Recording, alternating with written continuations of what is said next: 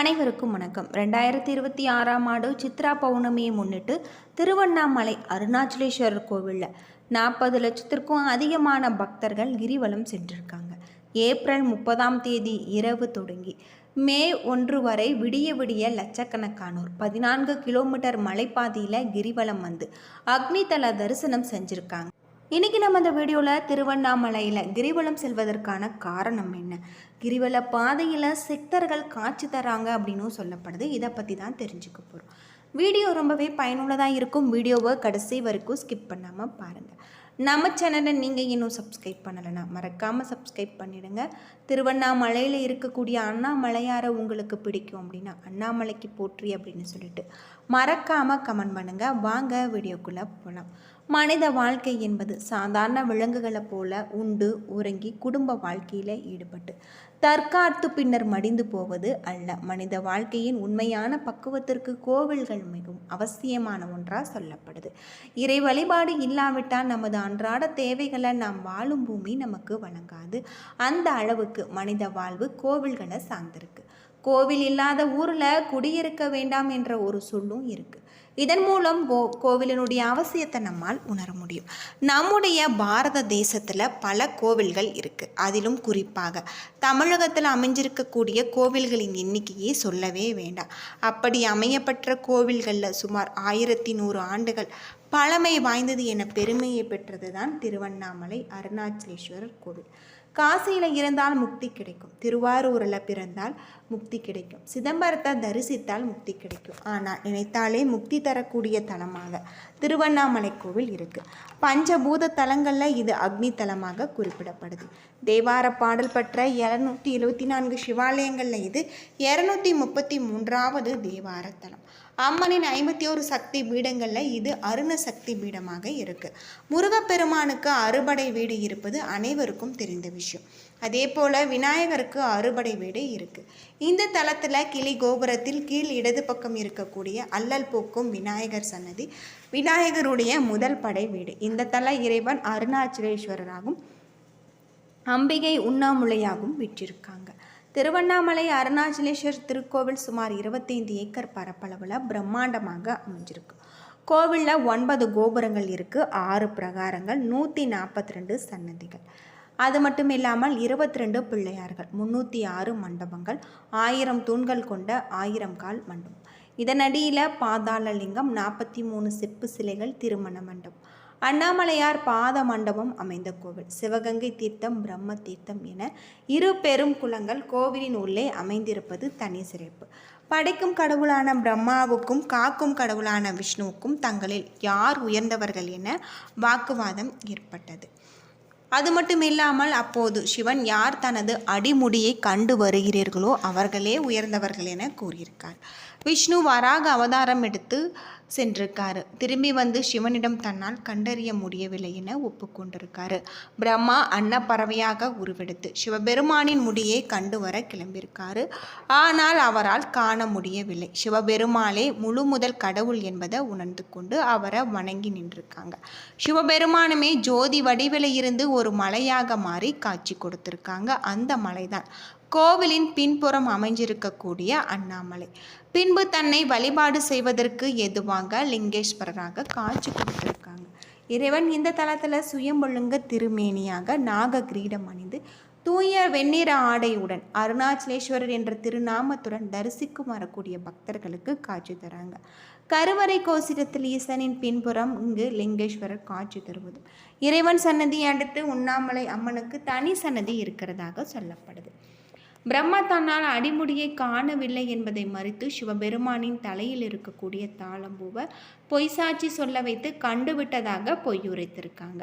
இதை அறிந்த சிவன் கோபமுற்று இனி உனக்கு பூமியில் கோவிலோ பூஜையோ கிடையாது என சாபமிட்டிருக்காங்க. அதே போல் தாளம்பூவை இனி தனது பூஜையில் உன்னை பயன்படுத்த மாட்டாங்கள் என கூறியிருக்காது. இதன் காரணமாக இன்றளவுமே சிவாலயங்களில் தாளம்பூவை மட்டும் படைக்க மாட்டாங்க. திருவிழாக்கள் அப்படின்னு பார்த்தா பிரம்மோற்சவம், ஆனி மாத பிரம்மோற்சவம், மாசி மக தீர்த்தவாரி, கார்த்திகை தீபம், பரணி தீபம், மகா தீபம், பங்குனி உத்திரம், திருக்கல்யாண உற்சவம் ஆகிய திருவிழாக்கள் ஆண்டுதோறும் நடைபெறும். வருடத்தில் எல்லா மாதங்களிலுமே ஏதாவது ஒரு திருவிழா இந்த தலத்தில் நடந்து கொண்டு இருப்பது சிறப்பு. ஒவ்வொரு மாதமுமே பிரதோஷ விழா சிறப்பாக நடைபெறும். தினமுமே 6 கால பூஜைகள் நடைபெறும். சிவன் கோவில் அனைத்திலுமே சிறப்பு வழிபாடு திங்கக்கிழமையாக இருக்கும். சோமவாரம், சோம பிரதர்ஷனம் போன்றவற்றின் மூலம் இந்த உண்மையை அறிந்து கொள்ளலாம். ஆனால் திருவண்ணாமலை அக்னிமலை, அக்னிக்குரிய நாள் செவ்வாய்க்கிழமை, அக்னிக்குரிய கிரகம் அங்காரகன். ஆகவே இந்த கோவிலில் மட்டுமே சிவபெருமானுக்கு செவ்வாய்க்கிழமை அன்று விசேஷ வழிபாடுகள் நடக்கிறது. செவ்வாய்க்கிழமை அன்று வழிபடுவோர் பிறவி பிணியில இருந்து விடுபடலாம் என புராணங்களில் சொல்லப்பட்டிருக்கு. கிளை கோபுரம் 81 அடி உயரம். தெற்கு திருமஞ்சன கோபுரம் 157 அடி உயரம். தெற்கு கட்டை கோபுரம் 70 அடி உயரம். மேற்கு பேய் கோபுரம் 160 அடி உயரம். மேற்கு கட்டை கோபுரம் 70 அடி உயரம். அண்ணாமலை கிருத யுகத்தில் அக்னி மலையாகும். கிரேத யுகத்தில் இங்கு மாணிக்க மலையாகும். துவாபர யுகத்தில் தாமிர மலையாகும். கலியுகத்தில் கல்மலையாகவும் இருக்குது. இந்த மலையானது 2668 அடி இங்கு உயரம் கொண்டிருக்கிறது. அது மட்டும் இல்லாமல் கிரிவல பாதையின் தூரம் 14 கிலோமீட்டர். இந்த பாதையில் 20 ஆசிரமங்கள், 360 தீர்த்தங்கள், பல சன்னதிகள், அஷ்டலிங்கங்கள் இருக்குது. 26 சித்தர்கள் வாழ்ந்திருக்காங்க. அடிக்கு 1008 லிங்கம் அமைஞ்சிருக்கு. இந்த மலையை ஒவ்வொரு இடத்தில் நின்று பார்த்தாலுமே ஒவ்வொரு வகை தரிசனமாக 27 வகை தரிசனத்தை நம்மால் காணலாம். இந்திரலிங்கம், அக்னிலிங்கம், யமலிங்கம், கிருதலிங்கம், வருணலிங்கம், வாயுலிங்கம், குபேரலிங்கம், ஈசானலிங்கம். கைலாயத்தில் ஆழ்நிலை தியானத்தில் இருந்த ஈசனின் கண்களை அன்னை பராசக்தி விளையாட்டாக மூடியதால் இந்த பிரபஞ்சமே இருந்தது. இதனால் அனைத்து ஜீவராசிகளும் துன்பத்திற்கு உள்ளாயிருக்காங்க. இதனால் ஏற்பட்ட பாவத்தை போக்க உலகம் வந்து காஞ்சிபுரம் கம்பை நதிக்கரையில் அன்னை காமாட்சி தவம் புரிஞ்சிருக்காங்க. ஒரு நாள் கம்பை நதியில் வெள்ளப்பெருக்கு ஏற்பட்டது. அன்னை காமாட்சி தான் அமைத்த சிவலிங்கம் கரையாமல் இருக்க மார்போடு சேர்த்து அணைத்து கொண்டாங்க. இதனால் அன்னையின் பாவத்தை சிவபெருமான் நீக்கியிருக்காரு. அப்போது அன்னை காமாட்சி, ஐயனே, நீங்கள் என்னை எப்பொழுதும் பிரியாதிருக்க தங்களுடைய திருமேனியில் எனக்கு இடம்பாகம் தந்தருள வேண்டும் என வேண்டியிருக்காங்க. அதற்கு சிவபெருமான் அண்ணாமலை சென்று தவம் செய்கின்றிருக்காங்க. அவ்வாறு உமையும் தவம் செஞ்சுருக்காங்க. கார்த்திகை மாதத்தில் பௌர்ணமியும் கிருதையும் சேரும்னால மலையின் மீது பிரகாசமான ஒளி ஒன்று தோன்றியது. அப்போது மலையை இடதுபுறமாக சுற்றி என்ன அசுரரை ஒழித்தது. அவ்வாறு கிரிவலம் சென்ற அன்னையை அழைத்து தனது திருமேனியில இடப்பாகத்தை அளித்து ஆட்கொண்டிருக்காங்க. சிவபெருமான் அர்த்தநாரீஸ்வரராக காட்சி கொடுத்திருக்காங்க. இதை நினைவு கூறும் விதமாக அண்ணாமலையில மகாதீபம் ஏற்றப்பட்டது. ஞாயிற்றுக்கிழமை சிவலோக பதவி, திங்கட்கிழமை இந்திர பதவி, செவ்வாய்க்கிழமை கடன் வறுமை நீக்கும், புதன்கிழமை களைகளில் தேர்ச்சி முக்தி கிடைக்கும், வியாழக்கிழமை கிரிவலம் மேற்கொள்வதால் ஞானமும், வெள்ளிக்கிழமைகளில் நமக்கு வைகுண்ட பதவியும், சனிக்கிழமையில் பிறவி பிணை அகலும். கிரிவலத்தை தொடங்குவதற்கு முன்பு திருவண்ணாமலை கோவிலின் அருகே இருக்கக்கூடிய பூத நாராயணனை தரிசித்து அனுமதி பெற வேண்டும். பூத நாராயணன் தான் திருவண்ணாமலையின் காவல் தெய்வம். அவரை வணங்கிவிட்டு புறப்பட்டால் எந்தவித இடையூறும் இல்லாமல் கிரிவலத்தை முடிக்க முடியும் என்பது நம்பிக்கை. பின்னர் வழியில் இரட்டை பிள்ளையாரை வணங்க வேண்டும். அதன் பிறகு ஆலயம் சென்று அண்ணாமலையாரையும் உண்ணாமுலை அம்பிகையும் தரிசிக்க வேண்டும். அதன் பிறகு கோவிலின் ராஜகோபுரத்தை வணங்கிவிட்டு மலையை வலம் வர தொடங்க வேண்டும்.